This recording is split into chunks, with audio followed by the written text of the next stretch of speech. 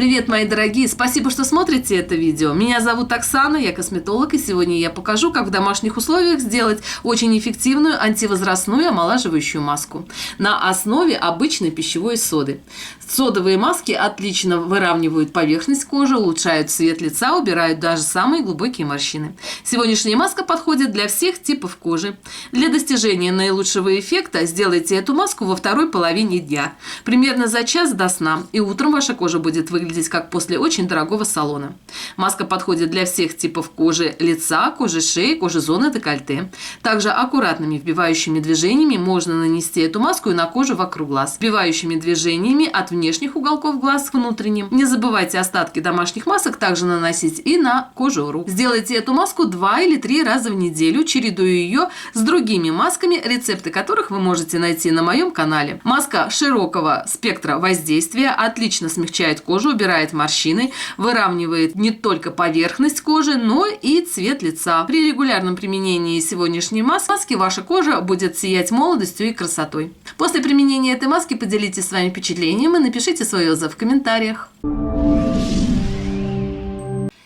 И давайте приступим. Для сегодняшней маски нам понадобятся простые доступные ингредиенты. Возьмите пищевую соду. Сода – это наилучший компонент, который вы можете использовать для ухода за кожей лица в домашних условиях. Сода отлично выравнивает поверхность кожи, убирает пигментацию, хорошо смягчает и убирает даже самые глубокие морщины. Нужно взять 1 чайную ложку пищевой соды. Соду возьмите без горки. Следующий ингредиент для этой маски нам понадобится рисовая мука. Рисовую муку вы можете взять уже готовую, купленную в магазине. Также вы можете самостоятельно в домашних условиях приготовить рисовую муку. Возьмите небольшое количество белого риса, перемелите в кофемолке и используйте для приготовления домашних масок. Рекомендую приготовить заранее большее количество рисовой муки, так как она очень часто применяется для приготовления домашних масок. Рисовая мука также хорошо смягчает кожу, осветляет оттенок лица, выравнивает цвет лица и улучшает оттенок кожи. Возьмите рисовую муку также без горки. Тщательно смешайте сухие ингредиенты.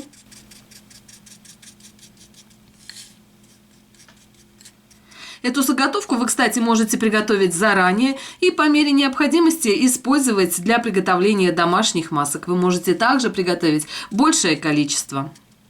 Следующий компонент для этой маски нам понадобится сок алоэ. Сок алоэ можно использовать как свежевыжатый из растения, возможно, который у вас есть на подоконнике. Также вы можете использовать сок алоэ уже готовый, либо также вы можете использовать и гель алоэ или алоэ вера. Возьмите 1 чайную ложку геля алоэ и разведите кипяченой водой в пропорции 1 к 1 и используйте для приготовления домашних масок. Нам понадобится 1 чайная ложка сока алоэ. Кстати, сок алоэ вы можете заменить соком огурца, либо соком капусты. Натрите на очень мелкой терке эти овощи и отожмите. Используйте сок этих овощей. Они очень хорошо увлажняют кожу, предотвращают обезвоженность кожи. Нужно взять 1 чайную ложку.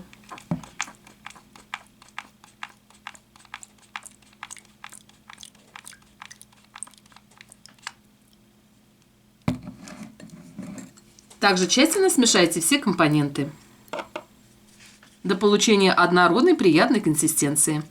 В момент приготовления домашних масок не торопитесь, тщательно взбивайте ингредиенты. От этого будет зависеть качество маски и тот эффект, который она окажет на вашу кожу. Также соблюдайте не только рецептуру домашней маски, но и последовательность добавления каждого компонента. Все компоненты должны войти во взаимодействие. Кстати, все свои рецепты домашних масок я показываю в реальном режиме времени. Достаточно 7-8 минут для того, чтобы в домашних условиях приготовить качественную, уходовую антивозрастную маску. Следующий ингредиент для этой маски нам понадобится глицерин. Глицерин – это маслянистая, прозрачная, бесцветная жидкость, не имеющая запаха, со слегка сладковатым вкусом.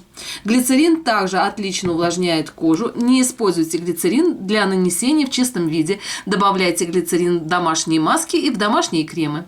Глицерин предотвращает обезвоженность кожи, усиливает воздействие алоэ или алоэ вера. Добавьте 10 капель. Также тщательно взбейте все компоненты. После добавления каждого ингредиента вбивайте его в предыдущие, так чтобы маска получилась качественная.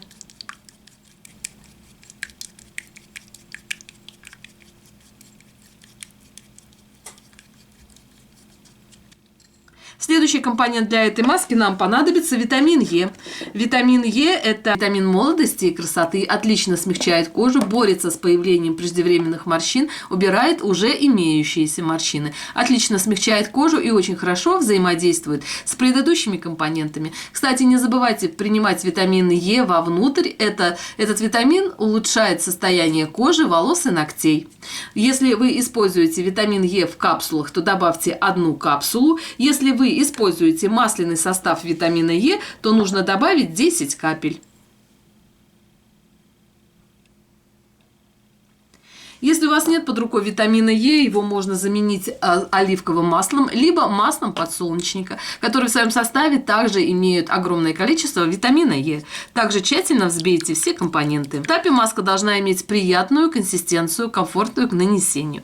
Следующий ингредиент для этой маски нам понадобится имбирь. Имбирь добавляйте в сегодняшнюю маску в последнюю очередь, так как имбирь в своем составе имеет огромное количество кислот, он войдет во взаимодействие с содой и будет давать очень хорошую реакцию. Для этой маски нам понадобится имбиря на кончике ложки. Вы можете использовать как сухой имбирь, также хорошо подойдет для этой маски и свежий имбирь. Если вы используете свежий имбирь, то возьмите корешок, натрите на очень мелкой терке и добавляйте небольшое количество в сегодняшнюю маску.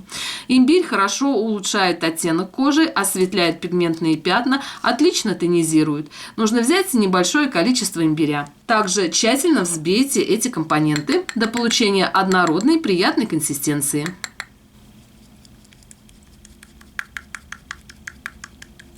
Маска имеет слегка желтоватый оттенок, и она слегка начинает вспениваться.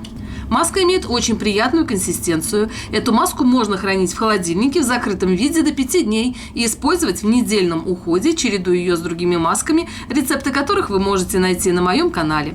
Наносите все домашние маски на подготовленную кожу. Перед маской сделайте кислотный скраб или пилинг. Рецепты домашних скрабов и пилингов вы можете найти на моем канале. Наносите эту маску по кожным массажным линиям одним толстым слоем.